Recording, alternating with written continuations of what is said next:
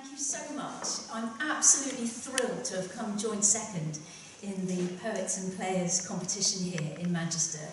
It's the first time I've ever kind of won a competition like this, and I'm absolutely thrilled. So thank you. It's really great to be here today and read you my poem.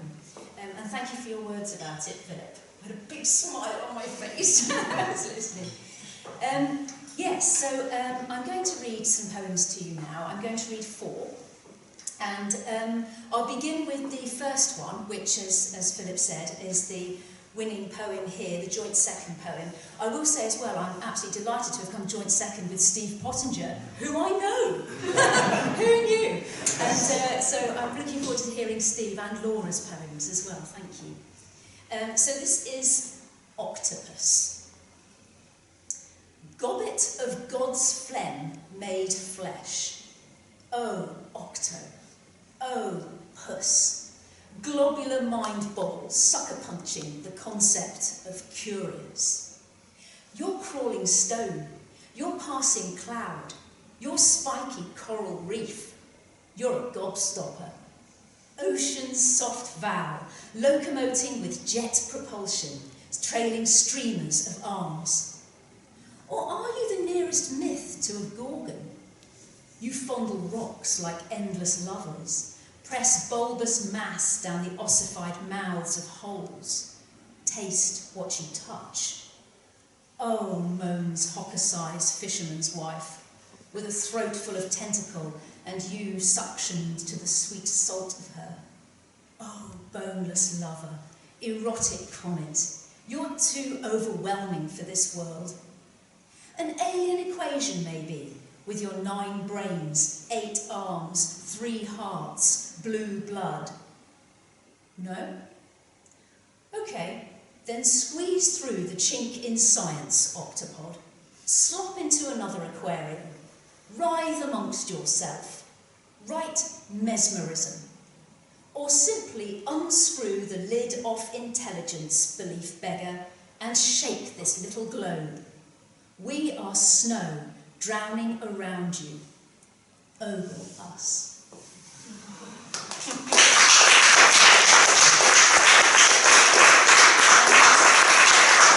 poem was written as the result of a workshop.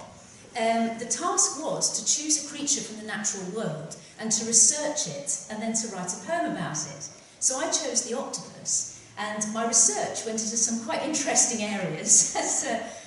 So I did have the sort of science of it. But then I came across this incredible woodblock print by Hokusai, The Dream of the Fisherman's Wife, which is an incredibly erotic picture. And I thought, well, you know, that's got to come in somewhere into the poem.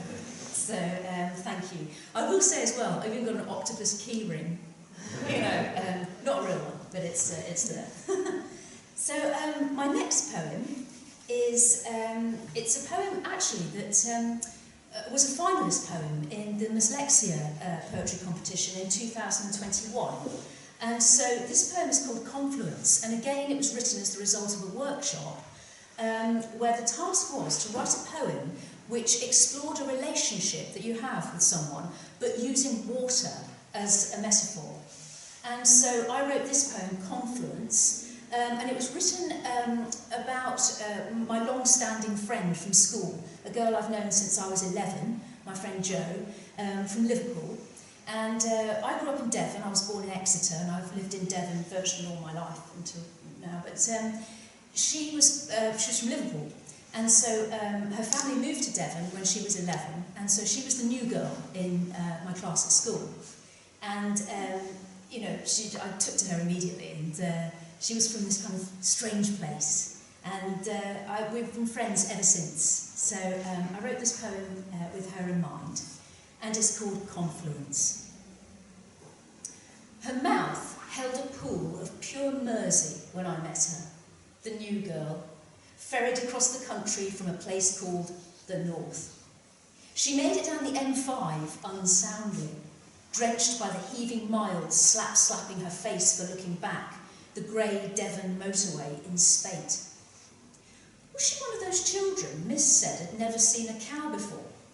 Or was that Birmingham? One and the same. Kids asked her if she knew the Beatles. She said no, but she told me she'd say yes to all 4 of them if she could. Even John, who was dead. She was fab. I doggy-paddled in our laughter until out of breath, depth, gasping for breath. She said Fazakerly like a joke. I burred about combine harvesters. But the country was never dirty enough for her.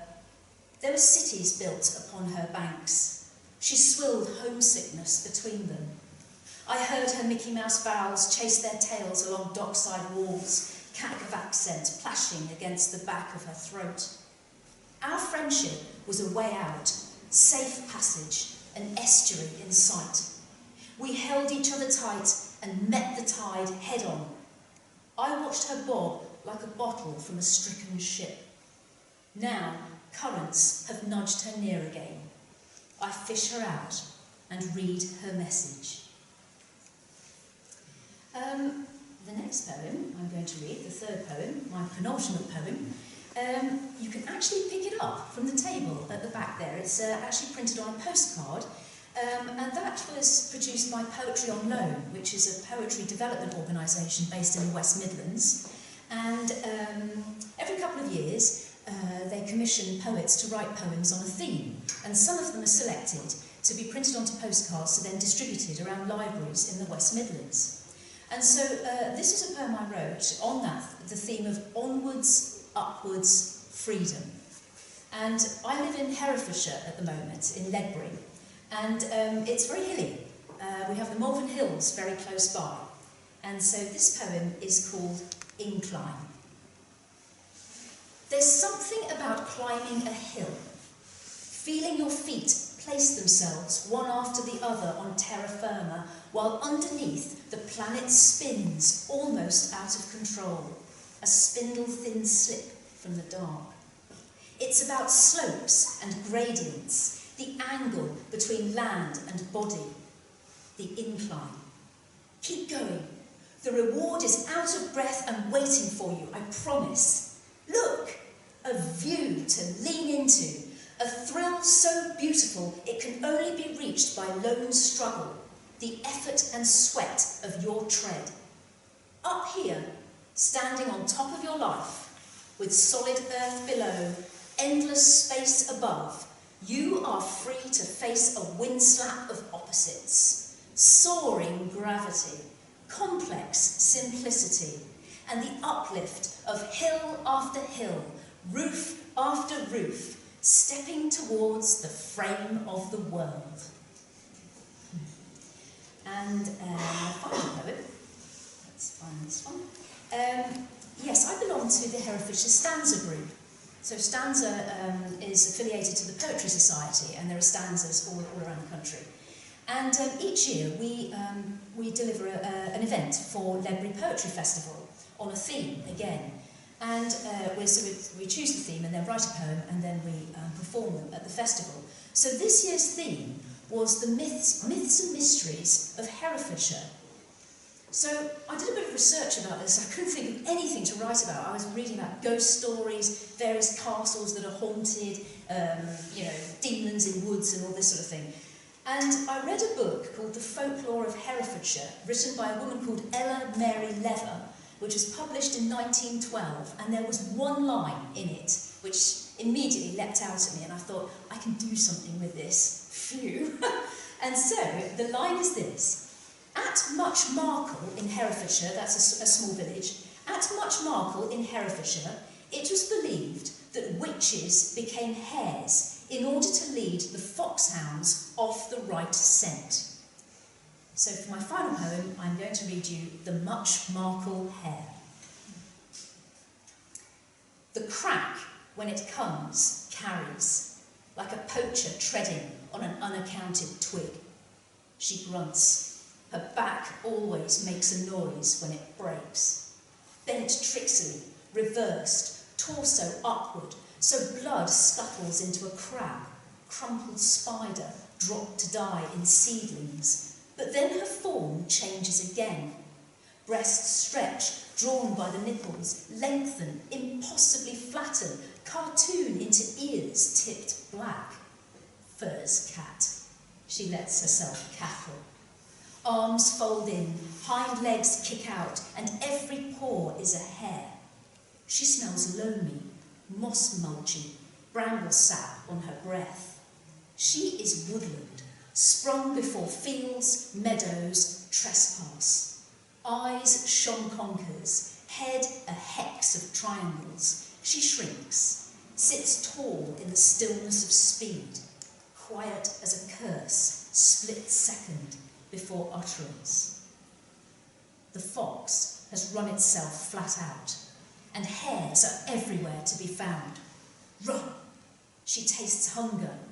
Run! A bite in the air. Run! Hounds hard by. Baited in a madness of pathways, they only give up for death. Curs, bitches. Watch her now, how she turns, unhurried, faces a headlong forest of hackles, fangs, honed, hot on her odour. She lopes off. Let the doggies fill their brains with the catch. She's a thrown stick to be brought back, broken. They go in for the kill, again. Lose her, again. Lightfoot, she plays this sport for hours. And when the hunters call it a bloody day, and the hounds are run to sickness, she breaks her spell like an egg cast from a nest, strolls into the village, a woman.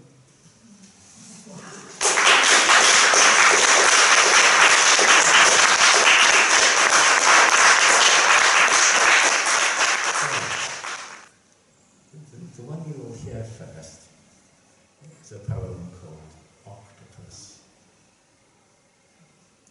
What I wrote soon after reading the meeting was this.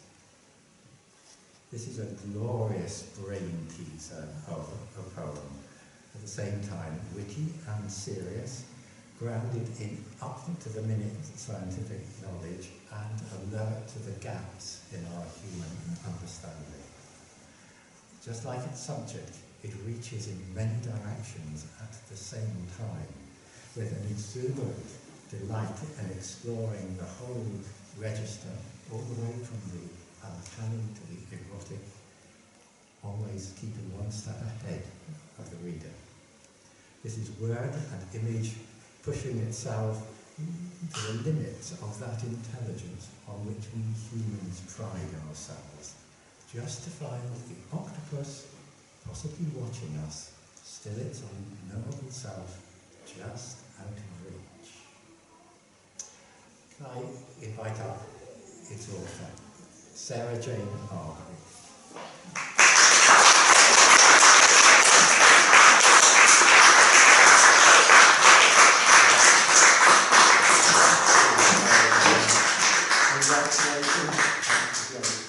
Stay here and read us that one, and a couple of other poems. We're going to have a check.